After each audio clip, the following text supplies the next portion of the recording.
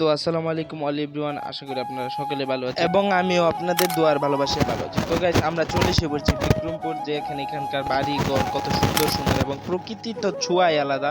তো আমরা চলে যাচ্ছি এখানে প্রকৃতি দেখে চলে যাচ্ছি হচ্ছে আমাদের দাদার বাসার দিকে। দাদার যেখানে জন্মগ্রহণ করছে, তো সেখানের দিক চলে যাচ্ছে। আমার বাবাও এই বিক্রমপুরে জন্মগ্রহণ করছে, আমার বড় কাকাও এখানে জন্মগ্রহণ করছে। পরে আর কি একটা সিচুয়েশনের কারণে আমাদের চলে যেতে হয় আর কি মাওনায়, আর কি যেখানে আমার জন্মস্থান, আমার দাদার বাড়ি। তো সেটাই আমার বাড়ি, আর এটা হচ্ছে আমার বাবার বাড়ি। বাবার বাড়ি বলতে এটা আমার বাবার দাদার বাড়ি। সো গাইস, দেখেন এখানে হচ্ছে পুল, কাঠের পুলটি দেখেন, এটা লড়চড়ের কি ভাঙা একটি কাঠের পুল, যার কারণে আমরা চলে যাচ্ছি। কাঠের পুলটি কিন্তু অনেক ভাঙা, লড়চড় করতেছে, এই জন্য আমিও ডরাচ্ছি, আমার মাও ডরাচ্ছে, কারণ আমি সাঁতার পারি না। আমার মা সাঁতার পারে, তারপরও আর কি এখানে পানি অনেক, আমার মা সাঁতার পারে, তারপরও কেন জানি ডরাচ্ছে, ভয় করছে, আমি জানি না। তো আমরা সামনের দিকে চলে যাচ্ছি দুষ্টামি ফাতরামি করতে করতে। তো আমার সাথে আছে আমার জুনাইদ ছোট ভাই এবং আরাফ।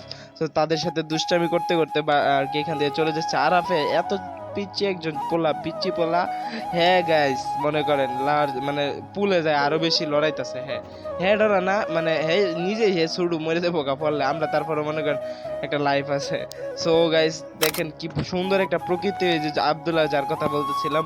সো এখানে দুষ্টামি ফাতরামি করতে করতে আমরা চলে যাচ্ছি। পরে ক্যামেরা গুলার কারণে ক্যামেরাটা আমি হালকা করে পরিষ্কার করে নিলাম। তো সামনের দিকে এখন চলে যাচ্ছি। প্রকৃতি এত সুন্দর একটা প্রকৃতি। সো আমাদের মাওনা থেকে তো কিছুই দেখা যায় না, কারণ আমাদের মাওনা এখানে অনেক অনেক অনেক বেশি ক্লাউড এবং অনেক বেশি আর কি, এত বেশি মানে হাফ বিল্ডিংও নাই, সব অনেক বেশি আর কি বিল্ডিং, আর কি যেটাকে বলা হয় 5-6 তলা বিল্ডিং এগুলা।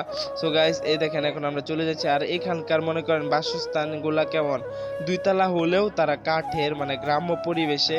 সো এখানে আমাদের পরিবার সকলেই আসছে। পরে আমার এক ছোট বোনকে কোলে নিয়ে আর কি দুষ্টামি ফাতরামি করি। তো এই দেখেন আমরা বাড়ির চিপা চাপা দিয়ে যাই, কিন্তু বাড়ির চিপা চাপা বলতে দেখেন এটা হচ্ছে একটা চিপা, আর সেটা হচ্ছে একটা চাপা। সো গাইস, সামনের দিকে চলে যাচ্ছে। এখানে আমি একটু রেডি হয়েছি, নায়ক নায়ক ভাব, শুধু নায়িকার ভাব। সো গাইস, সামনের দিকে এখন চলে যাচ্ছি। সো বাড়িগুলো যে গাইস অস্থির অস্থির লেভেলের বাড়ি, এই দেখেন অস্থির লেভেলের বাড়ি, কি সুন্দর। সো গাইস, সামনের দিকে এই দেখেন আমি আমার বোনকে নিয়ে আপনাদেরকে যা বলছিলাম, একটু একটু ফাতরামি দুষ্টামি করি, কিন্তু ফাতরামি দুষ্টামি করার কারণে সে পরে কেঁদে দেয়, এই জন্য নিয়ে যেতে হয়। পরে আমি অটোতে উঠে এখন চলে যাচ্ছি বাগবাড়ির দিকে, আমাদের ঐতিহ্যবাহী বাড়ি বাগবাড়ি। সো সেখানকার পুরো বাগবাড়ি হচ্ছে আমার দাদার আত্মীয় এবং আমাদের। সো গাইস, আমরা চলে যাচ্ছি হচ্ছে বাগবাড়ির দিকে। সো গাইস, এই দেখেন এখন অটোতে উঠে পড়েছি। অটোতে এক একজনের ভাড়া লাগে 30 থেকে 40 টাকা। সো গাইস, এখন আমরা চলে যাচ্ছি বাসার দিকে। সো বাসায় যে কি না কি করি দেখেন। তো এই যে দেখেন বাগবাড়ির রাস্তায় আমরা চলে এসে পড়েছি। এখনই আমরা মানে কি আর অল্প কিছু রাস্তায়, এই রাস্তাগুলা এলেই আমরা বাগবাড়ি নেমে পড়বো।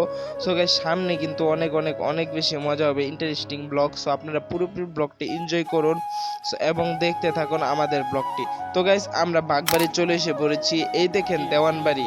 সো এই যে এটা হচ্ছে আমার দাদার মামাতো বাড়ি, আর এটা হচ্ছে আমার দাদার চাচাতো বাড়ি। সো সেখানে যাব কিছুক্ষণ পরে। কিন্তু গাইস, প্রত্যেকটা বাড়িতে welcome drink welcome drink welcome drink. পরে সেখানে যাওয়ার আগে আমরা আগে যাই আমাদের বাসায়।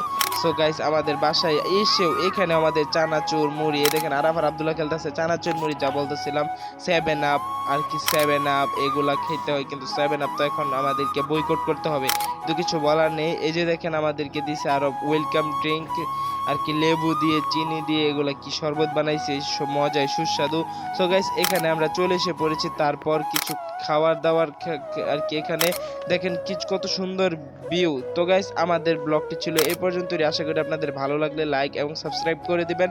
আর ব্লগটি পুরোপুরি ইন্টারেস্টিং হয়েছে আশা করি আপনাদের, এবং কমেন্ট করবেন আপনারা কি কি ব্লগ চান, এবং আপনারা যেই ব্লগ চান আমি সেই ব্লগই দেওয়ার চেষ্টা করব ইনশাআল্লাহ। তো গাইস, আজকের ব্লগটি ছিল এই পর্যন্তই। যদি পুরোপুরি ব্লগে কোনো ভুল হয়ে থাকে আমাদেরকে ক্ষমা দৃষ্টিতে দেখবেন। তো আজকের ব্লগটি এই পর্যন্তই। আশা করি ভালো লাগলে লাইক এবং সাবস্ক্রাইব এবং পাশে থাকা বেল আইকনটি দাবিয়ে দিবেন। So guys, tata, have fun, খুদা হাফেজ, আসসালাম।